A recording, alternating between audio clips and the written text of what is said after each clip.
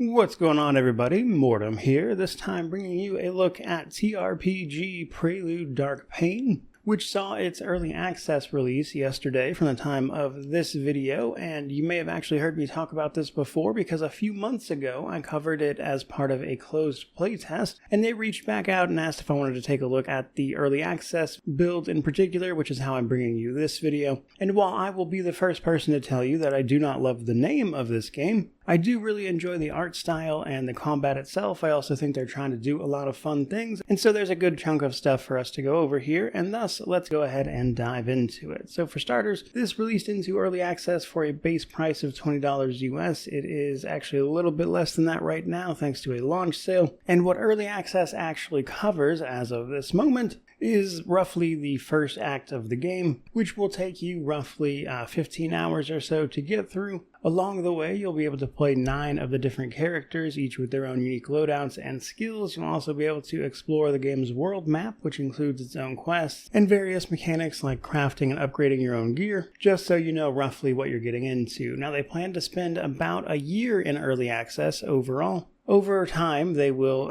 be adding more things like the rest of the story, the other heroes, bringing it to a total of 20 plus, and of course being able to fully explore the world, bringing in new mission types, like they have some raids planned. So hopefully they make the most of this early access period, though as always I'll be giving it a proper review when it fully releases, and not a moment sooner. But in the meantime, what is this game actually about? Well, Prelude Dark Pain takes place in the world of Statera. Statera seems to have two deities, the Lord of Ecstasy and the Lord of Pain. There is a crusade that serves the Lord of Pain, known as the Ashen Crusade, and they go around dominating much of the landscape, bringing it to heal by force, and this inadvertently, or perhaps very much intentionally, creates tears in reality, which allows demons and other unsavory things to bleed through. And that's the sort of overarching plot that you're going to get involved in. However, in the more short term, we play primarily as a guy named Soren, an ex-soldier turned blacksmith who's just trying to keep his family safe after you get attacked by the Ashen Crusade. In particular, they were after your wife, who is a witch of some description, and they're trying to blame her for some recent troubles. As such, you basically have to rally your entire clan and the support of other people to push back against this crusade and its inquisitors,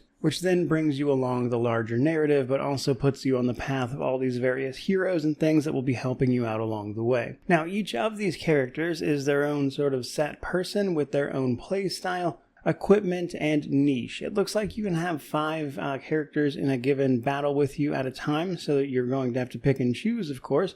But basically each one of them brings something unique to the table. Personally, so far, my favorite is actually Gala, who can drop these explosive barrels on the ground and then shoot them with a special bullet that causes all sorts of explosions. Later on you can mix and match the barrel types, but that's just one example of many. Your main character, Soren, seems to be an assassin of some description, capable of causing bleeding damage, and then of course taking advantage of that for incredibly heavy damage. You can get a tank who of course prevents and manages to heal damage through abilities. You get healers, all the usual stuff. But along the way, we're also going to be exploring a world map, which is a bit interesting to me personally, though that's mainly because I'm curious just how far they will take that, because as it stands right now, in between your tactical battles, you'll be traversing the world map in order to get from place to place, and along the way they have a main settlement where you can set up shop and craft equipment or upgrade your current gear, as each individual character does have gear that they have to use independently of leveling up. Now, when your characters level up, you get to pick attributes as well as skills every so often, and these are relatively straightforward. They were kind enough to put a star next to the most important attributes for a given character, but most of them are not so terribly complicated as to be obscure in any sense. Nicely enough, it's also free to respec these and try something different if you want, so it's relatively easy to go that route. But I also mentioned those side quests and the like. Now, I'm curious, again, how far they'll go with this, because as you would probably expect for a game like this, right now,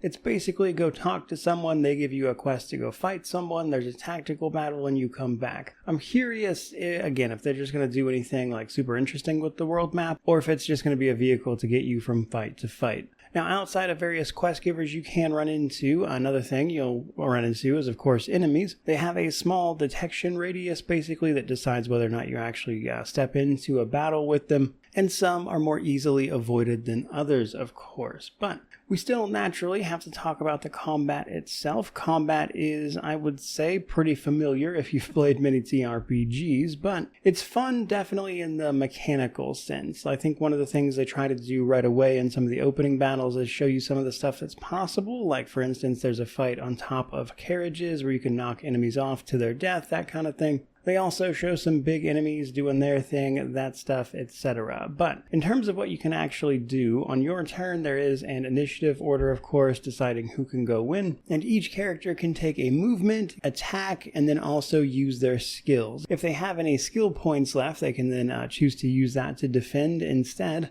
But because you can do all of those things in one go, you do have a bit of variety to you, and the rest of it is really coming down to things like height advantage, positioning, and just overall tactics, if you would believe it, from a TRPG, which is really the thing the game tries to lean into the most, is playing around with all of these mechanics together to make otherwise straightforward fights a little more interesting. Now, unfortunately, it does do that thing where a lot of boss monsters are immune to a given mechanic, although I suppose that is just one more thing to work around if you think about it. But either way, positioning, moving yourself and enemies around the battlefield accordingly, taking turns away from them, and just being overall very strategic and tactical in how you approach them is, of course, the name of the game. Now, what makes this interesting and gives you a lot of replayability as opposed to a more puzzle-oriented game, which we sometimes see with tactics titles, is mainly the depth and variety of characters you can bring to bear. So as I mentioned, in the full game there will be 20 plus characters. Right now there's about 9.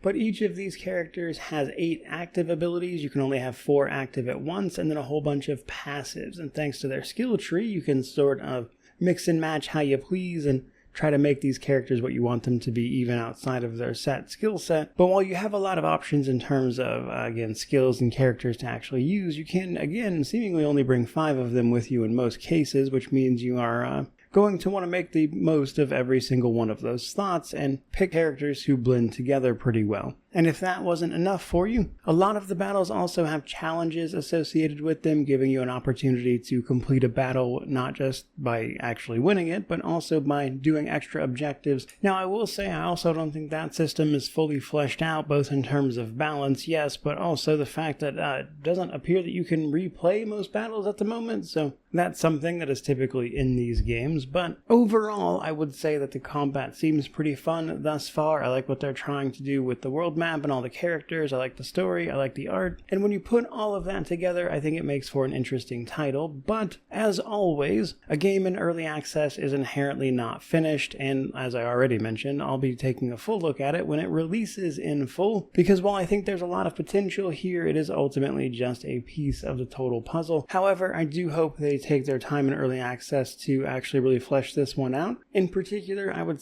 imagine a lot of that time is going to be spent balancing things. As of right now, especially around things like some of the optional objectives, there are some moments that feel a little stacked against you. Like, for instance, there's a couple fights where you're not supposed to let anybody die in order to hit all of the objectives, but if the initiative doesn't go your way, there's a good chance characters will be killed before you have a chance to really do anything about it. And that's the type of thing I would imagine they will be tackling over the course of this game, being in early access. But as in early access impressions go, I would say my main takeaway is simply that there is a lot of potential here for a really cool game, and I'm looking forward to when it launches in full. But as for today, I do think that is pretty much going to do it. Hope you enjoyed the video. If you did, by all means, like, comment, subscribe, all the YouTube jazz. But regardless of any of that, truly, just thank you so much for watching. I really do appreciate it. May you wander in wisdom and have an amazing day.